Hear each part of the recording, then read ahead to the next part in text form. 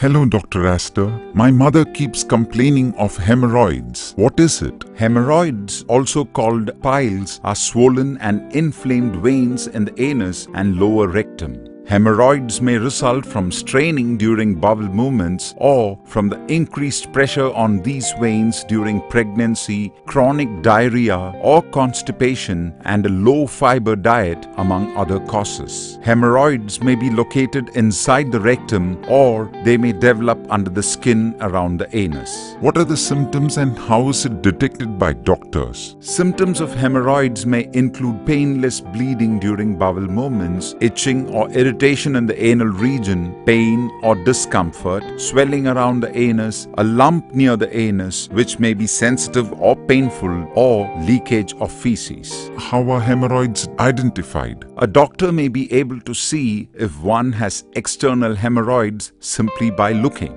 Tests and procedures are done to diagnose internal hemorrhoids, like examination of the anal canal and rectum for abnormalities or visual inspection of the anal canal and rectum. How can it be treated? Most of the time, treatment for hemorrhoids involve lifestyle modifications, but sometimes medications or surgical procedures are necessary. Soak the anal area regularly in a warm bath. Keep the anal area clean. Use wet toilet paper to help keep the anal area clean after a bowel movement. Apply ice packs or cold compresses on your anus to relieve swelling. Thank you, Dr. Astor. I shall take my mother to the clinic right away.